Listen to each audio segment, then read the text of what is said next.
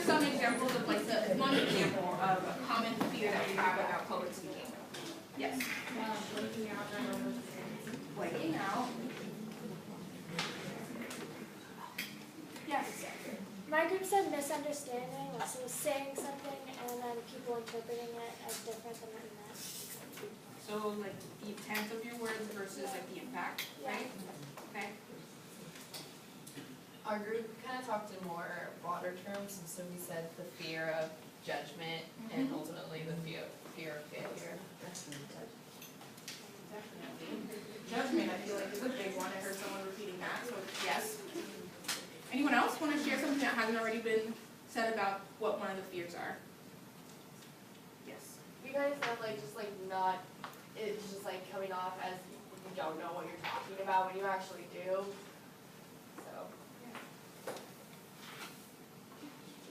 So essentially the fear of being looked at like you're an idiot. Yeah. That's how I would put it. Right. If you don't know what you're talking about, why is this person talking to me, etc. Okay.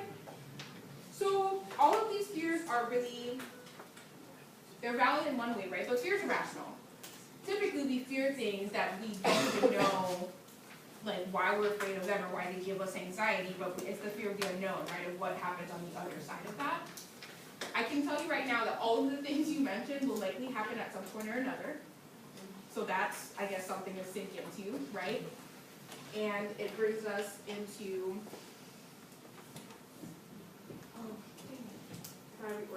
it's okay. So these things will happen. Things like seeming like you don't know what you're talking about, or not being organized, or being judged. We all judge people. I'm sure all of you have several thoughts about what I was wearing, the glasses I'm wearing, a lot of different things. As soon as I walked up here, it happened because that's what we do. We kind of try to put people in categories and boxes and try to figure them out before they even say anything. So sitting in that, we'll talk a little bit more about owning the fear in a second, but sitting in that is definitely important, but also pointing out the fears that you yourself have about public speaking are important so that you can find ways, and again, we'll go into this later, that you can overcome those things. So keep those in mind. So owning your story, getting to know yourself. This is obviously something that you're doing at state, that you've done at home, that your friends have an impact on, and the people in this room will have an impact on. If you don't know yourself though, and you don't kind of have a better understanding of what makes you tick, how you communicate, the kind of maybe annoying habits that you have that your friends have told you about but you just can't kick for some reason, knowing all of those things in terms of how you communicate, because the communication piece in public speaking is obviously the most important, both verbal and nonverbal, are very important. So again, I hope that this kind of inspires you a little bit to jot down some of those things for yourself, because this is all very individualized. The things about me that stand out in terms of my communication skills are going to be very different than the things that stand out about all of you, but those are the things that people will notice and either enhance your presentation or your tour or etc. Or those are the things that people will not be able to not pay attention to, and it will annoy them, and that's the only thing they will walk away with when they kind of move away from the presentation. Like, oh my gosh, she was chewing gum, can you believe that she kept smacking her mouth like that while she was presenting, right? Like little things like that are little to some, right, but obviously a big deal to others. Identifying your weird and loving it. I am a strange bird, and I've come to accept that about myself. It is not bad. We're all individuals, right? We have to be able to accept who we are.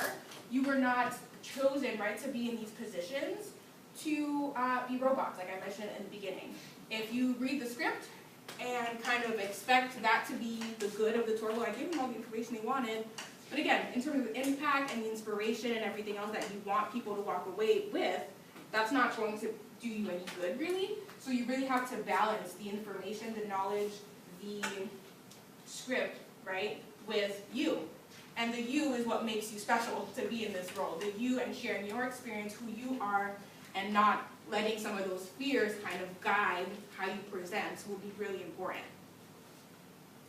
Aligning your story, so again, knowing yourself, identifying the weird that you feel like is weird about yourself, but knowing that it's okay, because we all have those things. And then aligning all of that with your SDXU experience. Your SDXU experience is obviously what we want to be shared, so that folks are inspired, obviously, to come here, but also so that they know the full story, right?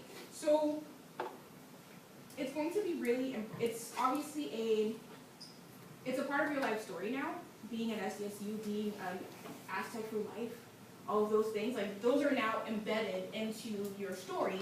So how do you balance the self that you bring to SDSU with the experience of the resources and the friendships and the resources that you know you can provide as knowledge sources for some of these guests, so that they can understand that, hey, like, this person seems to be pretty well in themselves and they are okay here, so maybe this is the place for me.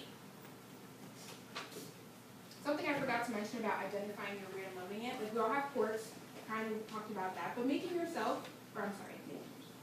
fun of yourself is also something that you probably want to keep in your back pocket as a, I guess, tip. If you do forget something, someone said forgetting information, or you know, not knowing, like losing their place and forgetting something, or not knowing the answer, etc. Being able to say, you know what, I messed up, or you know, oops, like that's the slide that I thought was coming up is not the one that was coming up. Being able to move forward from that and really understanding that mistakes are going to happen. Perfection is not the goal here. It's really to be able to be comfortable doing this. Part of the comfort definitely comes with knowing the information, right? So the script and everything, the information that you're given, obviously you want to memorize that because familiarity is really a part of the comfort. We are comfortable with the familiar. If we know something, if we kind of know what to expect, if we know the words that are going to come out of our mouth because we've memorized the script, we've memorized the information, etc., that part is easy. So obviously the that's why you're getting quizzed, etc., because they want to make you comfortable with this information, right? But again, how you bring yourself into it is the discomfort, the uncomfortable part. Because you don't want to sound like a robot and just read the information, but also how do you bring you into it so that it has a really nice balance of knowing what you're talking about as well as you, the person, the Aztec student. And then at the end of the day, right, like this is, I hope this isn't a surprise to everyone, but it is, you know, pretty straightforward, a business marketing strategy to have students share their own experience, right, with other students so that they can understand what SDSU could be like for them. But obviously you all chose to be here, I'm guessing, right, because you love it here, because you want to share your experience, and because you've had a good experience. So being able to like chronicle those experiences is really important. So as I gave you kind of a little bit of information about myself in the beginning, I wrote those things down. Because while I think I know my story, right, we're all going to have a little bit of jitters when we like present or speak in front of a group of people, and not like writing it down or having kind of a set idea of what you're going to say is really problematic, because then that's when you'll come into the nerves and you'll start sweating and then you'll like not know what to say, etc. So really having an idea of what what that message is really important for you to know ahead of time. And then being careful of negative story sharing, we already talked about that. So that's where the balance of authority with professionalism and institutional boundaries comes in. You know, obviously we've all had probably a negative experience with either a staff member, a student, roommates, etc. But really being able to focus on the positive of those experiences, and again, sharing that there are going to be times where you don't get along with your roommate. That's what we have RAs for, right? Like that's what we have resources in order to like balance that out with. There are going to be times where you have experiences that maybe you want to share that you feel are really pertinent. Focusing on what you learned from that experience is also really important. So maybe that's a way to not make you feel inauthentic, right? Like you want to share that potentially negative story, but again, really bringing it back to the SDSU experience about this is something I experienced here. You could experience that at any institution, really. However, this is how I came out on the other side of it. This is how resources were given to me to help support me and kind of moving through those things, so that you can balance out, obviously being authentic, being yourself, being real about your experience, and obviously supporting the institutional kind of mission, right, of bringing more people here and sharing more of their, sharing more of our experiences together.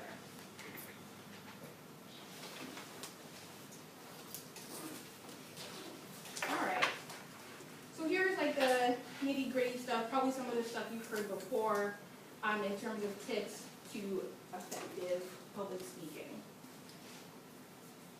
Like I mentioned before, the preparation obviously is important, knowing the script and material so that it's easy, so that it's familiar, so that it is something that you don't have to think too much about and be afraid of the information itself and being afraid of forgetting it and or stumbling over it is obviously the main thing that you can do so that you can get more to the how to bring some personality into your presentation. The familiar is comfortable, so you want to get to that place where you just know it. Setting a routine. So something that I do, and I mentioned this to Michelle when I first walked in. So before I kind of speak in front of any group, I try to come into this space a little bit early. I try to sit down, I try to have my presentation up. Obviously it didn't happen, which is probably why I was already in the beginning. I have those things set up for myself so that I, again, set my own routine, right? I get comfortable with the space, I get comfortable with how the spacing, how I will click to get to my next slide. That routine will look different for everyone, right? So that's something that I do that makes me feel more comfortable. I take notes on note cards. Those things are things that I use to set my routine, but that doesn't mean that it will work for you. But identifying those things, whether it's because you gave presentations in classes or in other groups, that you know before, if you do them, they will feel more at ease. Identifying those things is really important. So the practical, the fueling your tank. So fuel your tank means eat something. And typically, experts try to encourage folks to eat something with protein, so that gives you obviously a boost of energy, so that you're not kind of like tired, you're not hangry. That will come through in your presentation. Obviously, everybody know about hunger, right? You don't want to get there. You don't want to be like so full that you're like, oh my God, I can't do this. But you want to be at a good space where it wasn't like the last meal you had was at breakfast and you're giving a presentation at 4, because again, you're going to be imbalanced. So take care of yourself is kind of the message of this. Make sure that you're in a good space in your body to be able to exert the energy that you want to give to folks during these presentations. And rid of cortisol. Cortisol, that is stress. Perfect. Stress hormone is what it's called, or what people call it.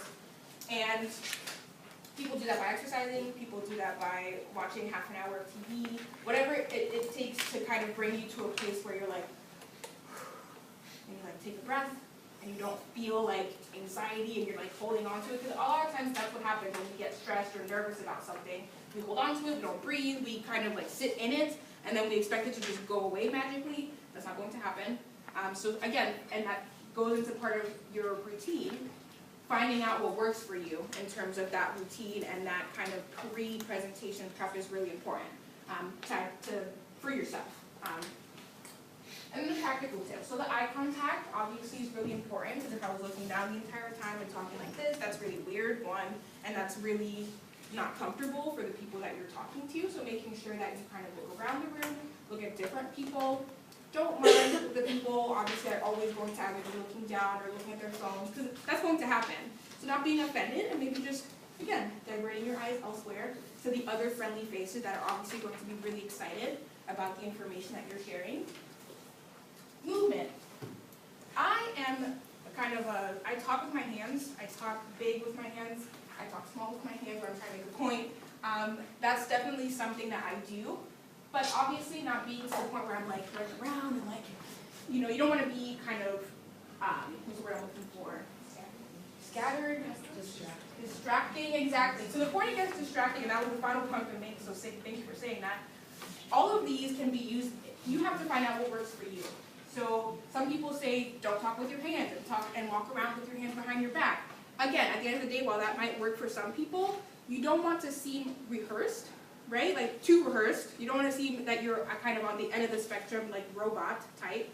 But you also don't want any of your eye contact, movement, tone, gesturing to be distracting from the point, which is that you want to share the information, you want the information to be clear, you want the, obviously, intent to match the impact. So you have to kind of balance that out. And again, practicing in front of friends will help you with that, so that they can tell you, like, dude, do you realize that you always like tug at your hair when you're talking? Because again, those things will, oh, okay, like, I should probably stop doing that. Your tone.